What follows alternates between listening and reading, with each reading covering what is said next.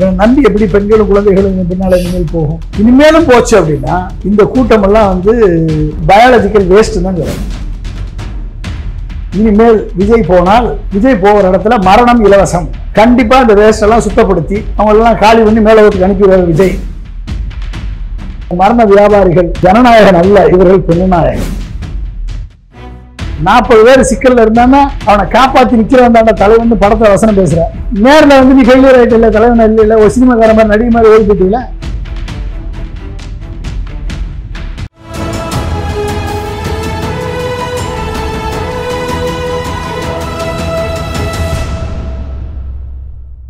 தமிழரம் நேயர்களுக்கு வணக்கம். இன்று நம்மிடையே அரசியல் விமர்சகர் திரு பொன்ராஜ் அவர்கள் இணைந்துள்ளார். சார் வணக்கம். சார் வணக்கம். இதுல அந்த ஸ்பெஷல் இன்வெஸ்டிகேஷன்ல தமிழர பூர்வீகமா இருக்கிறவங்க இருக்கக்கூடாது அப்படிங்கிறது ஒரு பெரிய அதிர்ச்சிக்குள்ளாகக்கூடிய ஒரு விஷயம் தான். இது எப்படி சார்? இப்போ ஒரு இடி மேல மத்திய அரசு மேல ஒரு பிரச்சனை வரும்போது அப்போ இந்தியாவை சேர்ந்தவங்க பூர்வீகமா இருக்கக்கூடாது, இன்டர்போல் விசாரிக்கணும் அப்படியெல்லாம் சொல்றதுக்கு வாய்ப்பு இருக்கா? சுப்ரீம் கோர்ட்டே சிவில் சர்வீஸ் சிஸ்டம் ரொம்ப கரெக்ட் ஆயிடுச்சுன்னு சுப்ரீம் கோர்ட்டே நம்புது என்றுதான் இதனுடைய வெளிப்பாடாக தெரியுது. சுப்ரீம் கோர்ட்டே ஐபிஎஸ் ஆஃபீஸர்ஸில் நம்பலை, ஐஏஎஸ் ஆஃபீஸில் நம்பலை. ஏன்னு சொன்னால் அவங்க கரப்டடாக இருப்பாங்க, மோடி அட்மினிஸ்ட்ரேஷனில் அவங்க கரப்டடாக தான் இருப்பாங்கன்னு சுப்ரீம் கோர்ட்டே நம்புது என்று தான் தெரியுது. அப்போ ஒரு சிவில் சர்வெண்ட் அப்படின்றது அவங்களுக்கு கேடர் முக்கியம் இல்லை, அவர்களுக்கு அரசியல் சாசன சட்டம் தான் முக்கியம், கிரிமினல் ப்ரொசீஜர் கோடு தான் முக்கியம், அவர்களுக்கு நீதி பரிபாலனம் தான் முக்கியம் என்று அவர்கள்லாம் நினச்சிக்கிட்டு இருக்காங்க சிவில் சர்வெண்ட்ஸு, ஐஏஎஸ் ஐபிஎஸ் ஆஃபீஸர்ஸ். ஆனால் அவர்களுக்குள்ள பேதம் பார்த்து தமிழர் என்றால் இவர் சாதகமாக செயல்படுவார் என்று சொல்லும் பொழுது, நீ இப்போ நார்த் இந்தியாவில் நீ விஜய்க்கு சாதகமாக செயல்பட மாட்டேன்னு என்ன நிச்சயம்? அந்த கேள்வி வரும்ல. நீ நியமிச்சிருக்க 2 ஆஃபீஸர் விஜய்க்கு சாதகமாக செயல்படுவார் அப்படின்னு நினச்சோம். அப்போ யாரை டவுட் பண்ணுறது? யாரை டவுட் பண்ணுறது? அப்போ நேர்மை என்பது அங்கே செத்து போச்சா இல்லையா? நேர்மை என்பது அங்கே செத்து போச்சு. இங்கே அஸ்ராக்கா இருக்கு. அஸ்ராக்காருக்கு பார்த்த உடனே பயந்து ஏன் ஓடுறீங்க? என்ன நேர்மையான ஆள், நேர்மையான ஆஃபீஸர். நீ உங்ககிட்ட அவர் எல்லா சீட்டையும் சிக்கிச்சுன்னா நீ ஜனநாயகம் படம் ஷூட்டிங் எடுத்தது வெளியே வந்துடும், நீ டிலே ஆனது வெளியே வந்துடும், நீ 10,000 பேரை கூட்டு ஏற்கனவே இருந்த 20,000 பேர் கிரௌடில் மோதுனது வெளியே வந்துடும், கூட்ட நெரிசல் செத்தது ஒன்னாலதான்றது வெளியே வந்துடும், செத்த பிறகு தலைவரிக்க ஓடுனது நீதான்றது புருவாய் போச்சு, எல்லாம் புருவாயிடும். இதுல இந்த பாஜக கை ஓங்கி இருக்கு அப்படின்னு எடுத்துக்கலாம். யாரு? பாஜகவுடைய கை ஓங்கி இருக்கு. ஆமாங்க, எப்போ குற்றம் பண்றான்னா அப்ப மத்தியில் இருக்கவனுடைய கை ஓங்கத்தானே செய்யும். ஏன்னா இப்போ நீங்களே அதிகம் பார்த்துருப்பீங்க. இப்போ தாவேக்காக அதிகமாக குரல் கொடுக்கறது யாரு அப்படின்னா அதிமுகவும் பாஜகவும் தான். ஆமாம், அதிமுக எடப்பாடி குரல் கொடுக்குறாரு, பிஜேபியில் அண்ணாமலை குரல் கொடுக்குறாரு, நயனா நாகேந்திரன் குரல் கொடுக்குறாரு, மற்ற அல்லக்கை எல்லாம் குரல் கொடுக்குது. அவங்க எந்த தப்புமே பண்ணல, அவர் என்ன தப்பு பண்ணாரு? காவல்துறை தான் தப்பு பண்ணுச்சு. அதாவது நம்ம மக்கள் நான் சொன்னேன் 121 பேர் செத்தான், அவனுக்கு நீதி கிடைச்சதா? கிடைக்கல. 41 பேர் செத்தான், சிபிஐ கேஸ் போயிடுச்சு, நீதி கிடைக்குமா? 40 பேர் செத்தவன் தான். ஓகே, அவனுக்கு தமிழ்நாடு அரசு கொடுத்த 10 லட்சம் தான் போய் சேர்ந்துருக்கு, வேற எந்த பணமும் போய் சேரலை. சரிங்களா? 41 பேர் 20 விஜய் நம்பி விஜயை பார்க்க போனால் பார்த்துட்டு சந்தோஷமாக வீடு தள்ளணும்னு நம்பி போனவங்க விஜயினுடைய கூட்டம், விஜய் உருவாக்கி வச்சிருக்கக்கூடிய கட்சிக்காரர்கள், அதாவது ரசிகர்கள் கூட்டம், இப்படிப்பட்ட ஒரு ஸ்டாம்பீடை உருவாக்கி, விஜயால் உருவாக்கப்பட்ட ஸ்டாம்பீட் அது உருவாக்கி நம்பி சென்ற பெண்களும் குழந்தைகளும் இன்றைக்கு பலிகடாகி அந்த விலைக்கு மதிப்பே இல்லாமல் இன்னைக்கு கேட்பாரற்று கிடக்கு. தமிழ்நாட்டு முதல்வர் 10 லட்சம் கொடுக்காம இருந்திருந்தா, தமிழ்நாட்டு முதல்வர் டீம் போய் காயம்பட்ட 120 பேரை காப்பாற்றாம இருந்திருந்தா செத்தவன் இன்னைக்கு 100 ஆயிரம். இவங்கள மாதிரி களத்தில் விட்டுட்டு ஒட்டுமொத்த கட்சியே தலைமுறைவாக இருந்திருக்கேன். அமித்ஷா புண்ணியத்தில் சிபிஐ விசாரணை வந்த உடனே இன்னைக்கு எல்லாரும் வெளியே வரான். இவங்கிட்ட எப்படிங்க இவங்க நம்பி எப்படி மக்கள் ஓட்டு போவான்? இவனை நம்பி எப்படி பெண்களும் குழந்தைகளும் பின்னால் இனிமேல் போகும்? இனிமேலும் போச்சு அப்படின்னா இந்த கூட்டமெல்லாம் பயாலஜிக்கல் வேஸ்ட்டு தான் சொல்கிறோம். ப்ளூ வேல் கேம்ஸில் ஒரு 1500 பேர் செத்தான். அவன் செத்தவன் அந்த ப்ளூ வேல் கேம்ஸை உருவாக்கின ரஷ்யன் சைக்காட்ரி ஸ்டூடெண்ட் அரெஸ்ட் பண்ணி போலீஸ் கேட்குது, ஏன்டா இந்த கேம் உருவாக்கி வச்சிருக்கேன், 1600 பேர் செத்துருக்கானே, என்னடா அர்த்தம், ஏன்டா அப்படி பண்ண அப்படின்னு கேட்டப்ப அவன் சொன்னான், எவன் தன்னம்பிக்கை இல்லாமல் இருக்கானோ, எவன் தண்ணி அடிச்சிட்டு இருக்கானோ, எவன் போதையில் இருக்கானோ, எவன் சினிமாவுக்கு அடிமையாக இருக்கானோ, எவன் சோசியல் மீடியாவில் அடிமையாக இருக்கானோ, அவன் தான் என் டார்கெட்டு. அவனை கண்டுபிடிச்சி 50 நாளில் அவனுக்கு டாஸ்க் கொடுத்து 50ஆவது நாள் மேலோகத்துக்கு அனுப்புறது தான் இறைவன் எனக்கு இட்ட பணி அப்படின்னா. ஏன்டா அப்படின்னு சொல்கிறேன் அப்படின்னு கேட்டதுக்கு, இவர்களெல்லாம் பயாலஜிக்கல் வேஸ்ட், இந்த பயாலஜிக்கல் வேஸ்ட்டை நாட்டில் இருக்கிறதுக்கு பாரம், இந்த பயாலஜிக்கல் வேஸ்ட் இருந்து இந்த நாட்டுக்கு பாரம், எனவே இவர்களை மேலே அனுப்பிவிட்டேன் என்று ப்ளூ வேல் கேம்ஸினுடைய இன்வென்டர் ரஷ்யன் சைக்காட்ரி ஸ்டூடெண்ட் சொன்னான். இப்போ விஜய் எங்கெல்லாம் போகிறாரோ 41 பேர் செத்ததுக்கு விஜய் காரணம் இல்லைன்னு நினைக்கிற இந்த அப்பாவி பாமர மக்கள் இனிமேல் விஜய் போனால் விஜய் போகிற இடத்துல மரணம் இலவசம். விஜய் போகிற இடத்துல என்னது? மரணம் இலவசம். இப்போ 41 பேர், இன்னும் போனால் 100 பேர். எவெல்லாம் வீட்டில் உதவாக்காரையாக இருக்கணும், அவனை அனுப்புங்க. இந்த மாதிரி பயாலஜிக்கல் வேஸ்ட் உங்கள் வீட்டில் இருந்துச்சுன்னா அதையும் கொண்டு அந்த கூட்டத்துக்கு அனுப்புங்க. கண்டிப்பாக அந்த வேஸ்ட்டெல்லாம் சுத்தப்படுத்தி அவங்களெல்லாம் காலி பண்ணி மேலோகத்துக்கு அனுப்பிடுவார் விஜய். மரணம் இலவசமாக கொடுத்துருவாரு. அடுத்தடுத்த மீட்டிங்கு தொடர்ந்து போங்க, போய் வாங்கிக்கோங்க. அவர் கொடுக்குற 20 லட்சம் கொடுக்குறேன்னு வாக்குறுதி சொல்லுவார், ஆனால் கொடுக்க மாட்டார். ஆனால் கவர்மெண்ட் 10 லட்சம் இனிமேல் கொடுக்கவே கூடாதுன்னு சொல்லிட்டேன். இனிமேல் இந்த அரசியல் கூட்டங்களுக்கு போய் கொடுத்தான்னு முதலமைச்சர் இனிமேல் 10 லட்சம் 20 லட்சம் கொடுக்குற பண்ணக்கூடாது. அவனை டெபாசிட் பண்ண சொல்லுங்கள். எந்த கட்சிக்காரனாக இருந்தாலும் சரி, கூட்டம் போடுறியா 10 கோடி டெபாசிட் பண்ணுறான், செத்தான்னா அந்த 10 கோடியிலேருந்து பணத்தை கொடுங்க. பொதுச்சத்துக்கு சேதம் ஏற்படுத்தினா அதுலேருந்து கொடுங்க. இந்த மாதிரி ஒரு சட்டத்தை வழிமுறை வகுக்கணும். வகுத்து செஞ்சால் தான் சரிப்படும், இல்லைன்னா நடக்காது. எனவே விஜய்க்கு போகிற இடத்துல மரணம் இலவசம், அங்கே போய் சாகணுன்ற நினைக்கக்கூடிய பயாலஜிக்கல் வேஸ்ட்டை நம்ம ஒன்றும் தடுக்க முடியாது. அந்த வேஸ்ட்டெல்லாம் சுத்தப்படுத்தப்பட வேண்டிய கழிவுகள், அந்த கழிவுகள் செத்தாலும் பரவாயில்லன்னு தான் நம்ம நினைக்க வேண்டியது இருக்கும். ஏன்னா அந்த கழிவுகளுக்கு உயிருக்கு மதிப்பே இல்லை. அந்த கழிவுகளாக இருக்கக்கூடிய இந்த பாமர ஜனங்கள் விஜய் காரணமில்லை என்று நினைக்கக்கூடியவர்களாக இருந்தால், எவன் காரணமோ அவன் பரிசுத்தன் என்று நினைக்கக்கூடியவர்களாக இருந்தால், இவர்களெல்லாம் பயாலஜிக்கல் வேஸ்ட் என்று தான் சொல்லணும். இந்த டெல்லிக்கு போய் ஆதவர்ஜுனா பேசிட்டு வந்திருக்கிறாரு.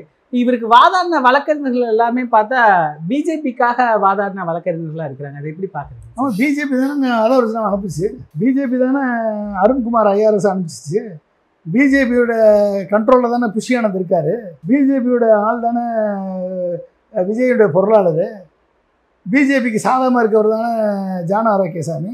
அப்போ இவங்க எல்லாம் பிஜேபியில் இருக்கும்போது விஜய் மட்டும் எப்படி தப்ப முடியும்? விஜய் பிஜேபியால் இறக்கி விடப்பட்டவர். பிஜேபி கொடுக்குற பணத்தை மானிட்டர் பண்ணுறது தான் அருண் ஐஆர்எஸ் இருக்கார். லாட்ரி சீட்டோட சுரண்டல் பணத்தை கொண்டாந்து பணத்தை தனியாக இறக்கிறது லாட்ரி ஆதவர்ஜுனா. சரிங்களா? இனிமேல் வந்தால் தமிழ்நாட்டை சூதாட்ட களமாக, லாட்ரி சூதாட்ட களமாக மாற்றுவதற்கு ஆதவர்ஜுனா பயன்படுறான். இந்த ஆதவர்ஜுனா எவ்வளவு சோகத்தில் இருக்காராம். 16 நாள் காரியம் முடிவுன்னு பேச மாட்டார். ஆனால் போய் பேஸ்கெட் பால் விளையாட போவார். எல்லா பிஜேபி வக்கீல்களை போய் பார்ப்பார். பிஜேபிக்கு ஆதரவான வக்கீல்கள் அத்தனை பேருமே, சுப்ரீம் கோர்ட் வக்கீல்கள் அத்தனை பேரும் இவர்களுக்கு ஆதரவாக கிரியேட் பண்ணுவாங்க. போலி மனுக்களை உருவாக்குவாங்க. அந்த போலி மனுக்களை உருவாக்கி சுப்ரீம் கோர்ட்டில் 2 பெஞ்ச் ஜட்ஜில் போய் சப்மிட் பண்ணுவாங்க. அவங்க அதை ஏற்றுக்கிட்டு சிபிஐ ஆர்டர் வழக்கை மாற்றி உத்தரவிடுவாங்க.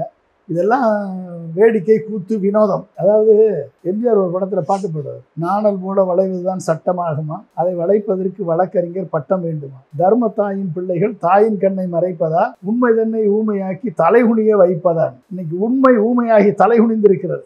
ஓகே, இது எப்போ தலைநிமிரும்னு தெரியாது, எப்போ கேஸ் வரும்னு தெரியாது.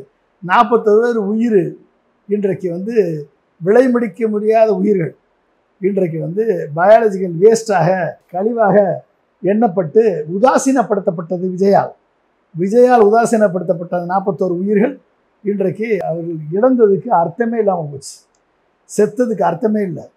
இனிமேல் இவர்கள் சுதந்திரமாக வருவார்கள், சுதந்திரமாக மரணத்தை இலவசமாக கொடுப்பார்கள். மரண வியாபாரிகள் ஜனநாயகன் அல்ல, இவர்கள் பின்னநாயகன். இப்போ இந்த ஆதவர்ஜுனா சொல்றாரு சார், எங்களுக்கு வழக்கறிஞர்கள் வரதையே தடுத்துட்டாங்க அப்படின்னு. போற போக்கில் இவர் சதி கோட்பாடுகளை அடுக்கிக்கிட்டே போறாருல்ல சார். அதான் சதி கோட்பாடு. இவர் செஞ்சதெல்லாம் சதி. ஹத்ராஸில் அப்படி தான் சதி இருக்குன்னாங்க. கடைசியில் சதி யார் செஞ்சதுன்னே தெரியாமல் போச்சு. சரி, அந்த சதி யார் தான் செஞ்சது? இன்னைக்கு வரைக்கும் சதி செஞ்சதை சொல்லுங்கள், ஓப்பனாக சொல்லியிருக்கோம்ல. நீங்கள் பரப்பி விட்ட பொய், காவல்துறை கலகம் விளைவித்தது, காவல்துறை தடியால் அடித்தது, அங்கே செருப்பு கொண்டு எரிஞ்சாங்க, கத்தியை வச்சு கீறினாங்க, மிளகா பொடியை தூக்குனாங்க, இப்படியெல்லாம் சதியை சொன்னது யார்? விஜயும் விஜயனுடைய கூட்டத்தை சேர்ந்தவர்கள் தானே சொன்னாங்க. இந்த வெர்ச்சுவல் வாரியர்ஸு அவங்க தானே சொன்னாங்க. சரி, எவனாவது கத்தி குத்தில் செத்தவன் இருக்கானா? எவனாவது மிளகா பொடி கண்ணில் போட்டு செத்தவன் இருக்கானா? சொல்லுங்கள். எவனாவது தீக்காயம் போட்டு செத்தவன் இருக்கானா? ஆசிட் அடிச்சு செத்தவன் இருக்கானா? யாரும் அப்படி சாகலையே. அப்போ உன் சதி எங்கே போச்சு? அப்போ நீ ஒன்றுனா பரப்பி விடுவ. இந்த சதியை மறைக்கிறதுக்கு இந்த சதி அதாவது ஒரு கலவரத்தை பண்ணி 41 ரூபா கொன்றுவீங்க.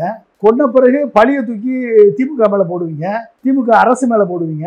அந்த சம்பவம் எப்படி நடந்துச்சுன்னு மக்களுக்கு உண்மையை விளக்கி, Davidson Asirvatham, ADGP law and order, Amudha IAS, health secretary, home secretary 4 பேர் உட்கார்ந்து மக்களுக்கு நடந்த உண்மையை விளக்குனா காவல்துறை ஒருதலைபட்சமாக செயல்படுதுன்னு சுப்ரீம் கோர்ட் சொல்லும். உண்மையை விளக்கு. நீ பொய்யை பரப்புற, பொய்யை பரப்பிட்டு இருக்க, நடந்த உண்மையை அதிகாரிகள் சொல்கிறாங்க அப்படின்னா, அப்போ ஒரு சோசியல் மீடியா, சமூக வலைத்தளம் மூலமாக நீ பொய்யை பரப்பிட்டே இருப்ப.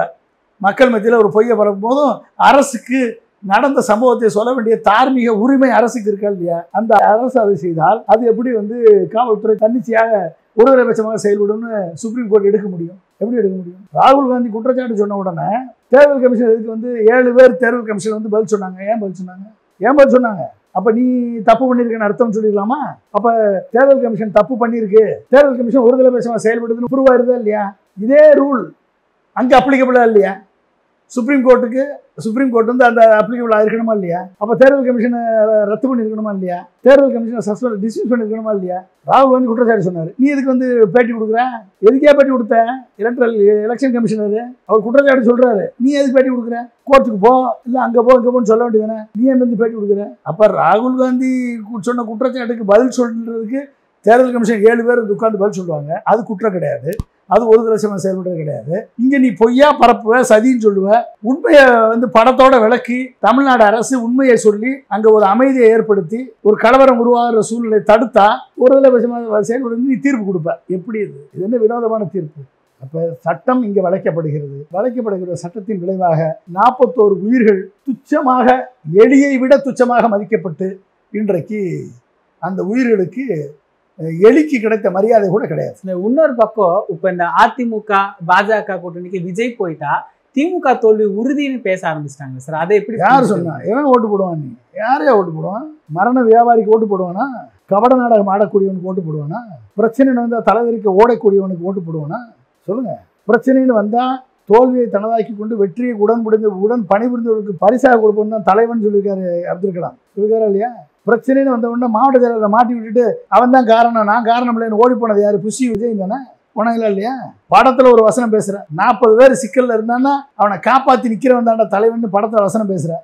நேரில் வந்து நீ ஃபெயிலியர் ஆகிட்ட இல்லை, தலைவன் இல்லை, ஒரு சினிமாக்கார மாதிரி நடிகை மாதிரி ஓடி போயிட்டீங்களா? 40 பேர் சாகும் போதும் ஓடி போயிட்டே, நீ நிக்கல இல்லை. நீ உன் படத்துல வசனம் பேசுனதுக்கும் உன் நேரில் செயல்பட்ட மக்கள் பார்த்துட்டான்ல, இனி எப்படி உன்னை நம்புவான்?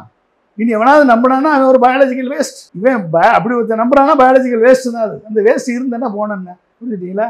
அதனால வந்து நீ போப்பா, நீ உனக்கு சுப்ரீம் கோர்ட் வந்து க்ளீன் சீட்டு கொடுத்துருச்சு, நீ சிபிஐ விசாரணை நடக்கும், எல்லாம் மூடப்படும்.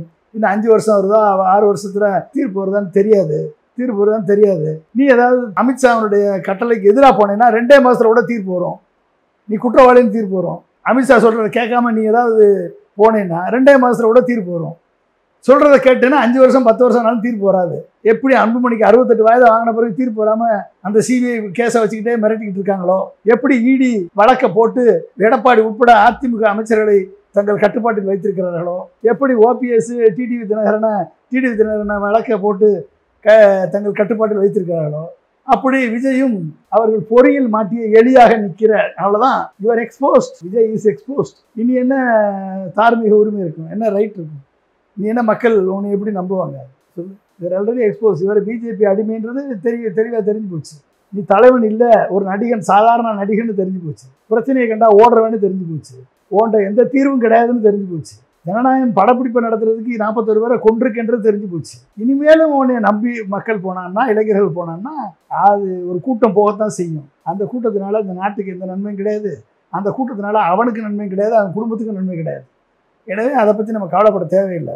எனவே இது வந்து மு.க. ஸ்டாலின் வந்து விஜயை அரெஸ்ட் பண்ணாமல் விட்டு காவல்துறையை விஜய்க்கு சார்பாக செயல்பட வைத்து பிஜேபியுடன் தள்ளி விஜயனுடைய அரசியல் வாழ்க்கையை ஸ்டாலின் அவர்கள் முடித்து வைத்து விட்டார்கள். அவ்வளோதான் சொல்லி முடிஞ்சு. இந்த அரசியல் வாழ்க்கை முடிந்தது அப்படிங்கிறத தாண்டி சார், ஒருவேளை இவர் அதிமுக பாஜக கூட்டணிக்கு போய் திமுக வென்றுடுச்சு, அப்போ இவருடைய சினிமா எதிர்காலம் என்ன ஆகும் சார்? சினிமாவில் நல்ல படம் நடித்தாலும் ஓடும், நல்ல படம் இல்லைனாலும் ஓடும். புரிஞ்சுட்டீங்களா? படித்து ஏதாவது உருப்படியான படம் நடித்து ஓடி சக்ஸஸ்ஃபுல்லாக ஓடி இருக்கா? பாகுபலி மாதிரி ஓடி இருக்கா? விஜய் படம் ஏதாவது ஒன்று சொல்லுங்க. ஏதாவது ஒரு படம் பாகுபலி மாதிரி ஓடி இருக்குது, RRR மாதிரி ஓடி இருக்குது சொல்லுங்கள். ஏதாவது ஒரு படம் இருக்கா? ஒன்றும் கிடையாது. இதெல்லாம் ஏற்றி வைக்கப்பட்ட பிம்பங்கள். ரஜினிகாந்துக்கு கம்பேர் பண்ணி விஜயை கம்பேர் பண்ணிங்கன்னா ரஜினிகாந்த் இன்னமும் சக்ஸஸ்ஃபுல் மூவி கொடுத்துட்ருக்கார். ரஜினிகாந்த் இன்னும் அவர் தான் சூப்பர் ஸ்டார். நீ எங்கே இருக்கப்பா தம்பி? எங்கே இருக்க? நீ ஏன் வந்து உச்சத்தில் இருக்கேன் சொச்சத்தில் இருக்கேன்னு சொல்லிட்டு இன்னைக்கு உச்சத்தில் இருக்கவன் 1000 கோடி சம்பாதிக்கிறவன் நான் ஆளுக்கு 1 கோடியில் கொடுத்துருக்கணும். நீ ஏன் கொடுக்கல? நான் வந்து வாழ்க்கை பூரா தெரிஞ்சுக்கேன், என்ன தத்தெடுக்க போகிறேன்? ஒரு அம்மா கண்ணு தெரியாத அம்மா, அந்த அம்மா இருந்த பையன் ஒருத்தன் பையன் சேர்த்து போயிட்டான். அவன்கிட்ட வந்து நீ அந்த அம்மா என்ன தத்தெடுத்து நீ என்னத்தை காப்பாற்றிட போகிற? ஒய்ஃபும் குழந்தையும் இழந்துட்டு ஒருத்தர் கணவன் துடிக்கிறாரு, என்ன பண்ணிடுவேன்? குழந்தைய பிஞ்சு குழந்தைய சாக கொடுத்துட்டு ஒரு அம்மா துடிக்குது. இப்படி எத்தனை குடும்பத்தில் சோகம். இந்த சோகத்துக்கெல்லாம் விலை மதிப்பு இருக்கா? விலை மதிப்பு இல்லை. ஆனால் அதை மதித்தது அரசு, முதல்வர். இம்மீடியட்டாக நேசக்கரம் நீட்டி அவர்களுக்கு ஆறுதல் கரம் தொட்டாங்க. நீ ஓடி போயிட்ட, 20 லட்சம் கொடுக்குறேன், இன்னும் போய் சேரவே இல்லை. எனக்கு சேரும் 20 லட்சம், எனக்கு போய் சேரும். நீ 1 கோடியில் கொடுத்துருக்கணும். உச்சபட்ச நடிகர் இல்லை, 1000 கோடி சம்பாதிக்கிறவன்ல, நீ கொடுத்துருக்கணுமா இல்லையா? ஒன்றும் நடக்கல. அப்போ என்ன அர்த்தம்? இந்த மாதிரி நடிகர்கள் அரிதாரம் பூசக்கூடிய நடிகர்கள், பார்த்து ஏமாறக்கூடிய விட்டில் பூச்சிகளை நம்ம பார்த்து பரிதாபம் தான் பட முடியும் ஒழிய, அனுதாபம் தான் பட முடியும் ஒழிய நம்ம ஒன்றும் செய்ய முடியாது. எனவே இப்படிப்பட்ட பயாலஜிக்கல் வேஸ்ட்டு வாழ்க்கை பூரா வந்துக்கிட்டே தான் இருக்கும். அந்த பயாலஜிக்கல் வேஸ்ட்டை நம்ம தூக்கி எறிஞ்சிட்டு கடந்து தான் போவோம். நிகழ்கால அரசியல் குறித்து பல தகவல்களை பகிர்ந்து கொண்டதுக்கு நன்றிங்க. மிக்க நன்றி.